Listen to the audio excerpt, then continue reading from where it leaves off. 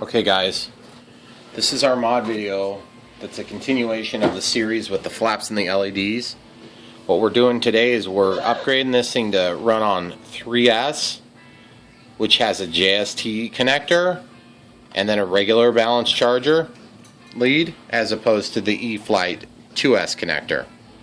We don't want to give up this connector, but we kind of have to, because we have some new equipment in here, meaning the servo here. The CG on this plane claims to be 40 millimeters back from the leading edge.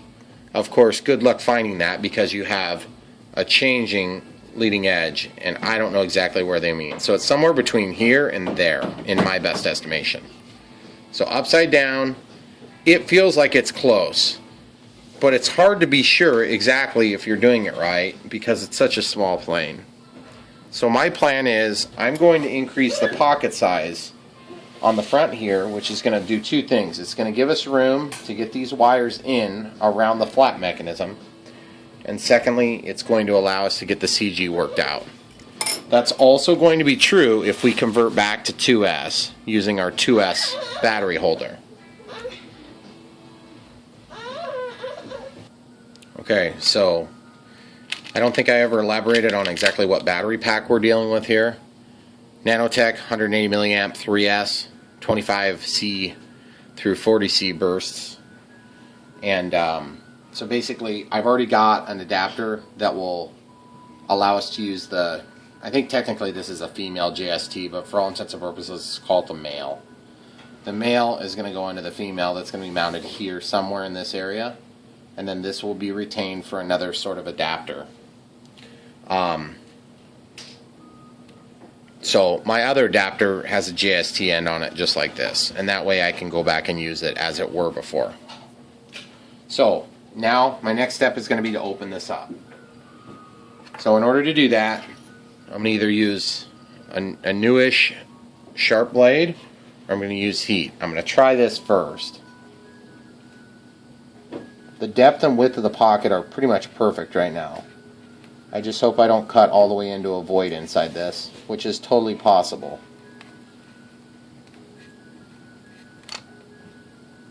It's cutting really pretty decent right now. Just the tip of these X-Acto blades get really dull fairly quick.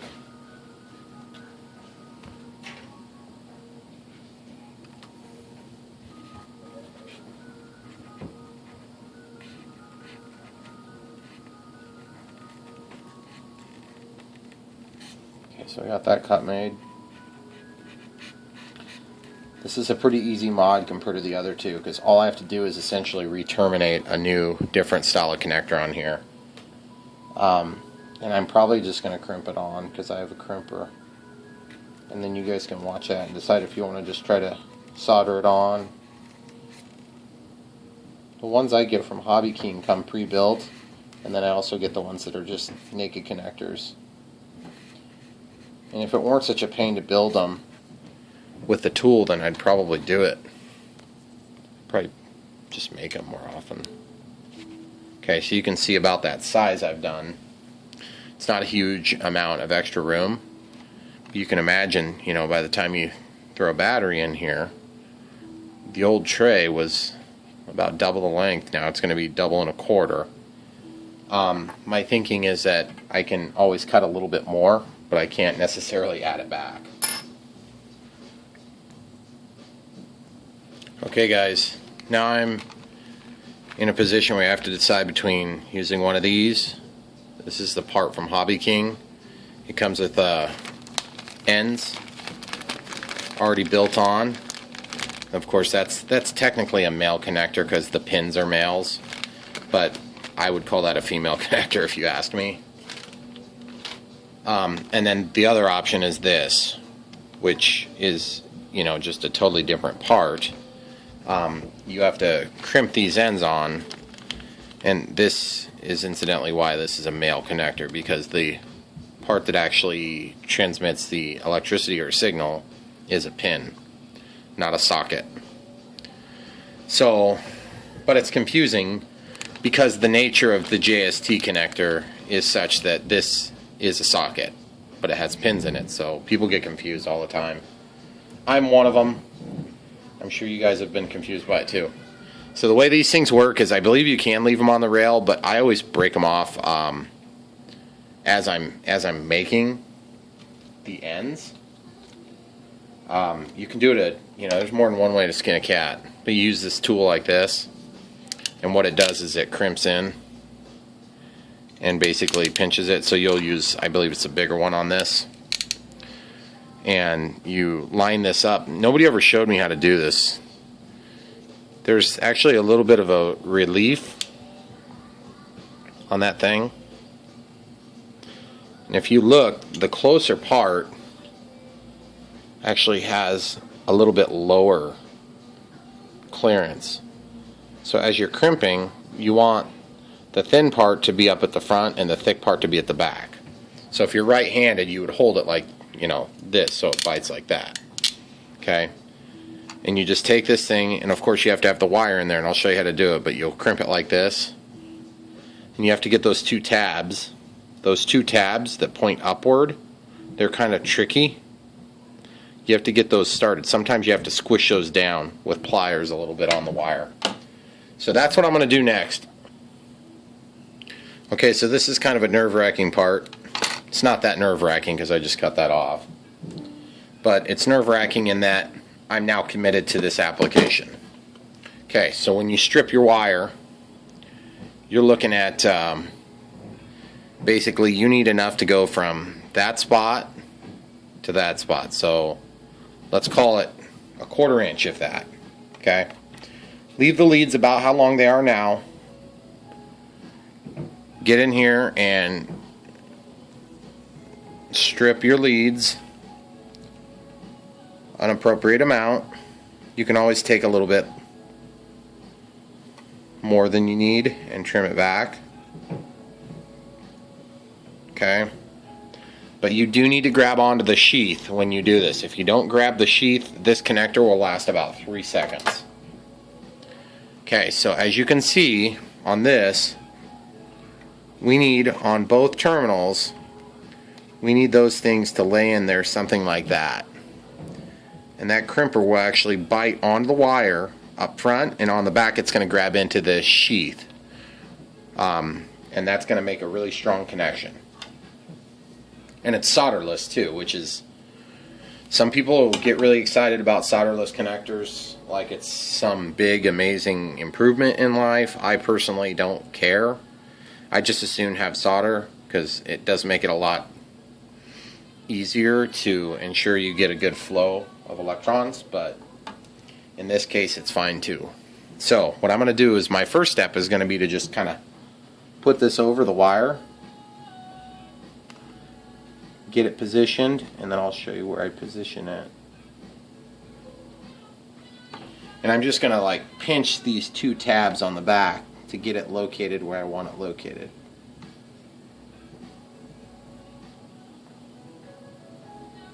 Okay, so that's the trick that I've learned.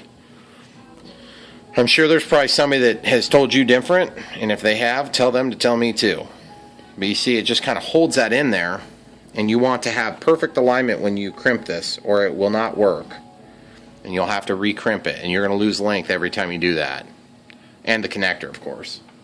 So, the next step is to take this and put it into the bigger size. And that's why you kind of fold those pieces down, guys, because it goes into here a lot easier this way.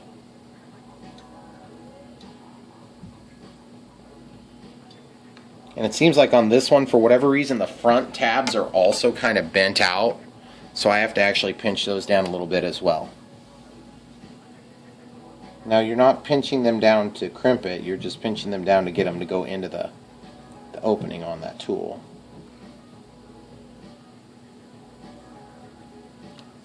Okay, so now that I got that done, I'm going to go ahead and get this loaded into the tool.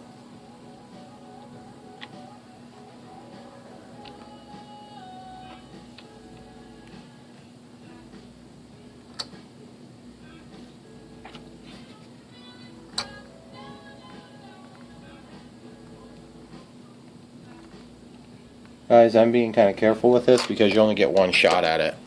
If you screw it up, it's a real pain in the neck to fix it.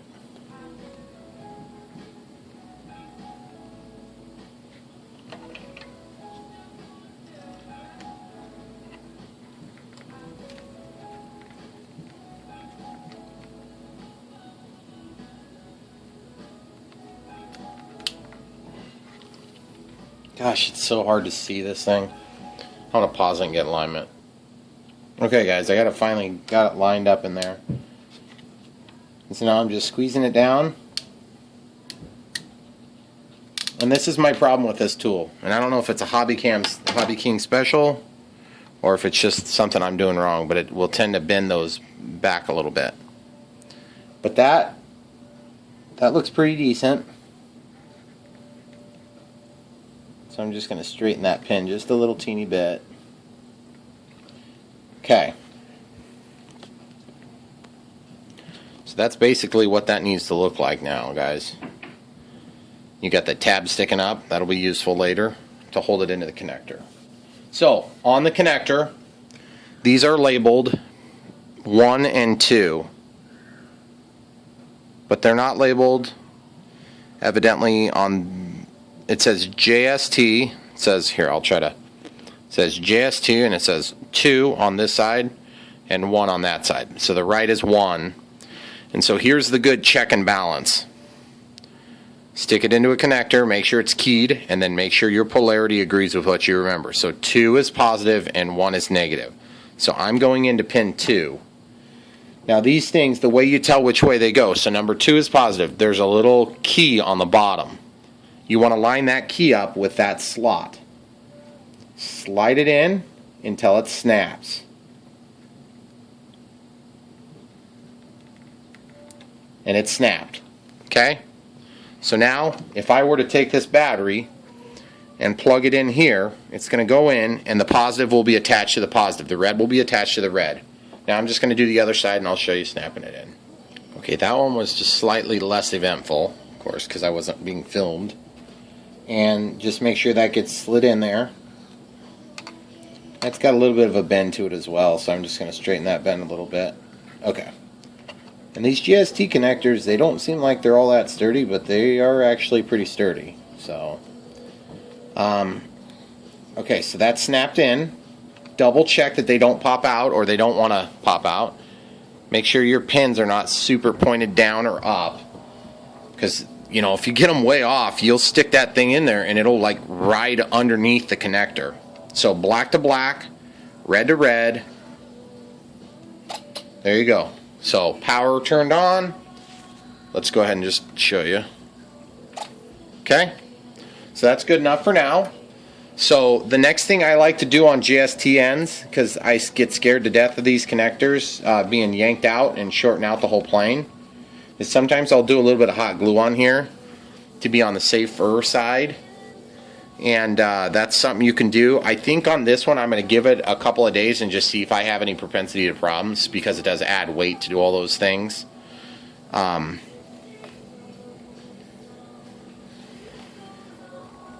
It feels pretty solid. The good news is, as it rips off, you're going to be unplugging the battery theoretically. So it should be dead at that point. Alright, great. So now we know how to do that. Now it's just going to be finishing this pocket now that that crap's kind of out of the way. So, oh, and I didn't mention, I got this tool at Hobby King as well. I think it was like 13 or 14 bucks. It's a good tool to have. Not the easiest tool I've ever used, that's for sure. The head is really big, so it makes it awkward. But I don't think they make these with any smaller of a machined head, because it's just got a lot of moving parts. And really, for 14 bucks, it's a pretty high quality tool. So I just wanted to remind you guys. Or you can buy the pre-built ones and then just solder them on and do heat shrink. Okay guys, don't forget to stay tuned. I'm going to weigh this thing when we're done. This is like a flat bladed X-Acto, so I'm going to try to cut this at the bottom, because I already cut the sides and the top. Problem is I can't get this in without, there's this little tab in the way.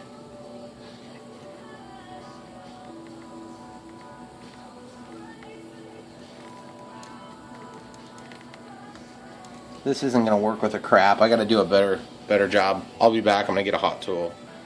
Okay, so this is the tool I'm going to use. I can reach down in there and I can cut, but it'll stay away from my Velcro. There's Velcro at the bottom of that pocket, and I don't want to burn that. So I need something that's just got a little curve to it. So I just take and bend this wire, and it usually gives me what I need since I'm bending it. So I'm just going to heat this up real quick, get it to glowing orange color. Then I just got to work carefully here.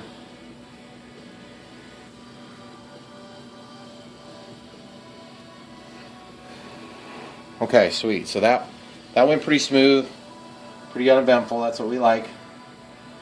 I'm just going to lay that down so it doesn't start a fire on something. And then I'm going to go back into, I have a good X-Acto knife here.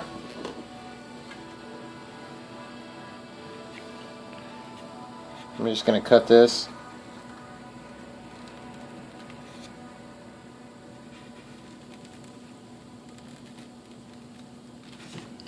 And I'm just going to basically recut where I already cut. Now it feels like it's wanting to maybe come out. Sometimes getting these plugs out is the hardest part, and if you can do it neatly, it sure looks a lot nicer. Oh yeah, look at that. That was pretty smooth actually. Yeah, sweet. Plus then you can keep that in case you need to go back to what you had before. My hole has got a little bit of residual material down there. Probably because of the way it melted away. So what I'm going to do is I'm going to actually take and go grab a 20,000 shim and get that. Okay guys, so this 20,000 shim, as you know, is very thin. It's 20,000s. But when I put this down in the pocket, if this is scalding hot, it's gonna make all this pop up. So what I had to do is I got to either do it sideways until I'm down all the way, or I got to just make it not very hot. So I think it's going to be hard to get it to do what I need without getting hot. Okay, so it's hot now, so I'm going to put it in sideways.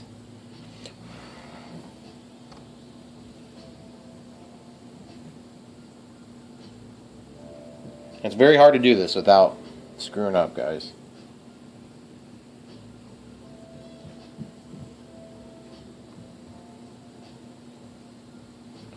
That worked pretty good there. I did get one nick on this side. Problem with using a hot knife, it never seems to be one nick. It's always like a whole series of nicks. Okay. Check that out. Looks pretty good.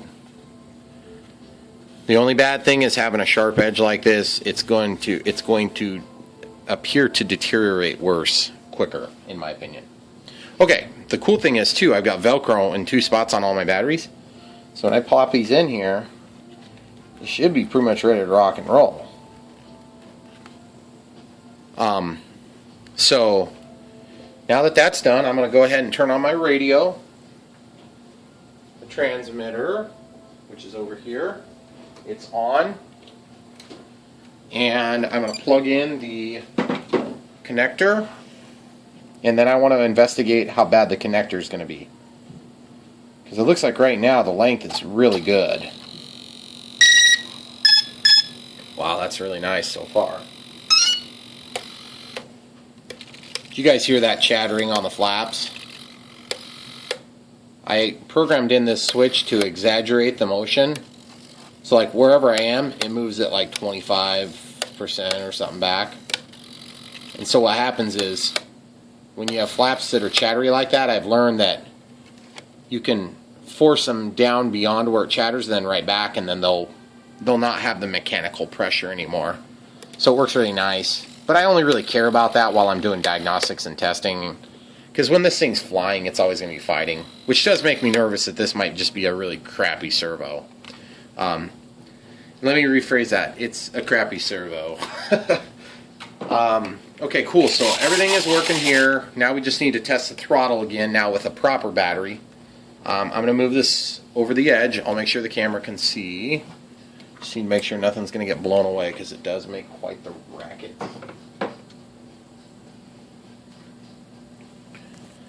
Okay guys, here goes nothing. 16, 29, 35, 44. Crap, it's wanting to fly away.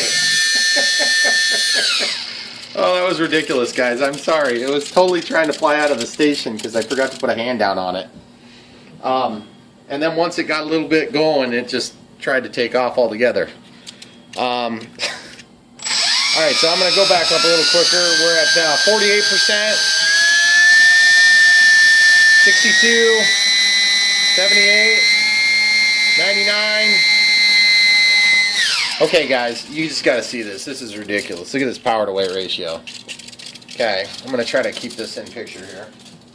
Okay, so this is 50% and it's wanting to take off. 48. 100, it's just like pulling up. This thing is going to have like unlimited vertical. It's going to be awesome. Alright. I got to clear this crap off so we can get some good shots of it. Okay guys, one other problem that I was trying to resolve earlier was that I had an elevator issue where when I closed the lid, that zip tie would run into the gear. And I've resolved that. I'm just feeling the ESC to make sure we don't have tons and tons of problem. Tons of temperature issue, which I don't think we are going to have.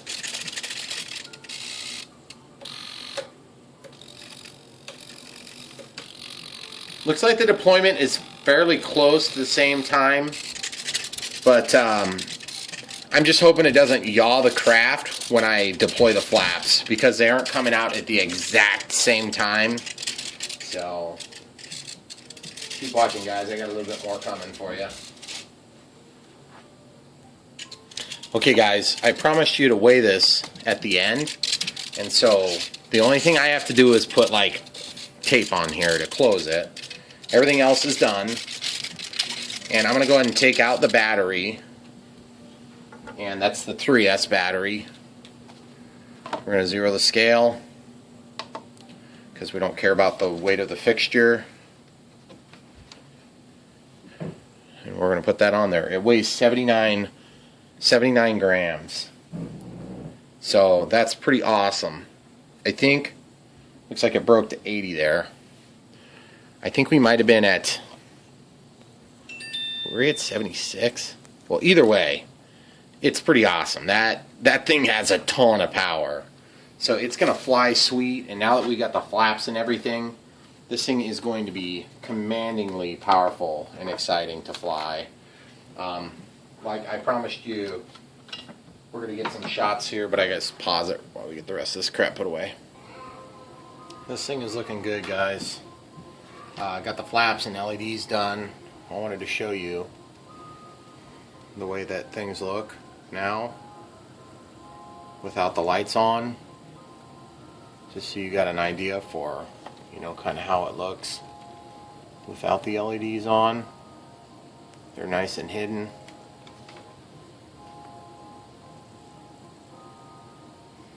And then the nose.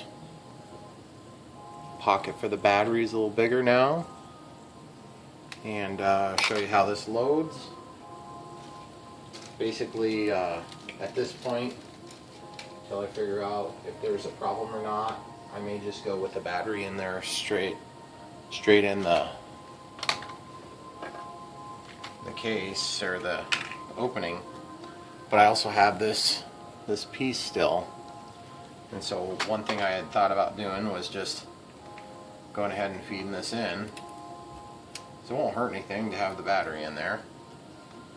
And then just so you know, my transmitter is on, throttle putt's on, DX18. Get this plugged in. Okay, so everything turns on. Now what I was thinking is I could use that piece of plastic to hold that wire away from the servo. So now I'm not 100% sure where this battery is going to end up, so I'm just going to put it in there most of the way forward. And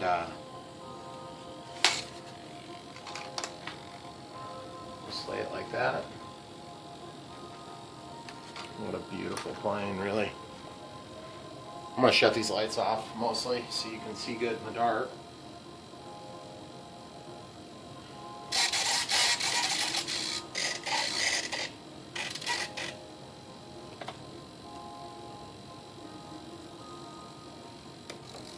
Got the flaps. Full flaps.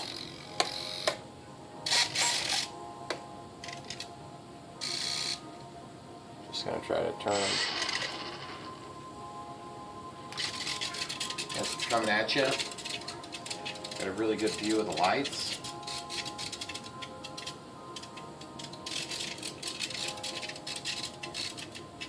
It looks like this wire. Like I said, I just don't know how it's gonna, if it's gonna be a problem, if it's gonna interact a lot with the flaps mechanism. And that's just something that I'm just gonna have to practice or try and see how things turn out a little bit. This battery holder, I moved it forward now, all the way forward. And I'm just gonna stuff that connector down in there. And I'm just gonna see what happens when I move the flaps. Yeah, so it's not really a big issue there. But that battery, you can't even hardly see it, which is great, because it's covered up mostly. Take off flaps, landing flaps.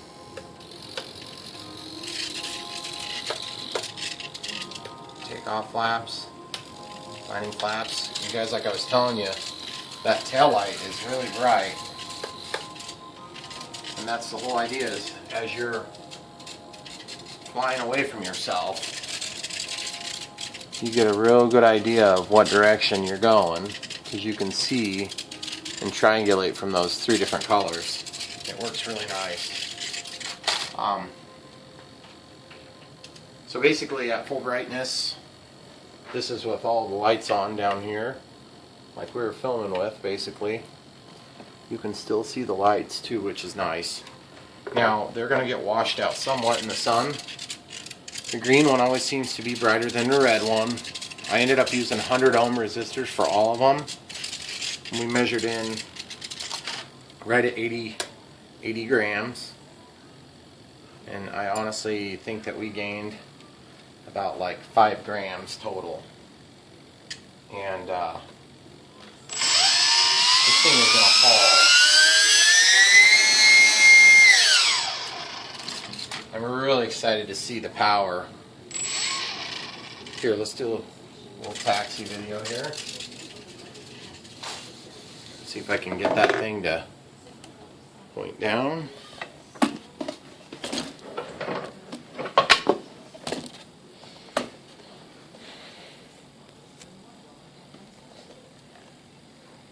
Okay, so pull up elevator.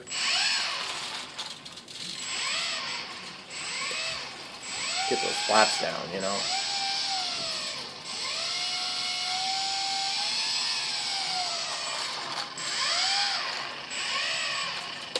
Deploy the flaps all the way. That thing is going to look so sweet. So, I don't know what you guys think, but I think it looks pretty awesome. And I'm real excited to see how it works. I'm confident that it's going to work well. And I'm confident that it's going to... Hey, there's my tripod that I've been using for the last 2 days. I'm confident that this thing is going to be fun to fly. Throttle cuts on.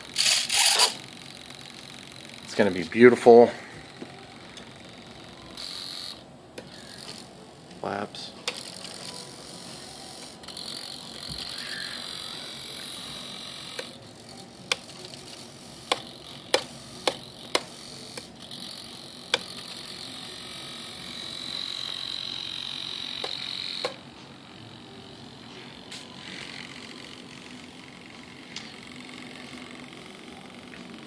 Even the taillight's looking good. Alright guys, thanks for sticking in there. I know that was a horrendously long video series, but it was a happy ending at least, right?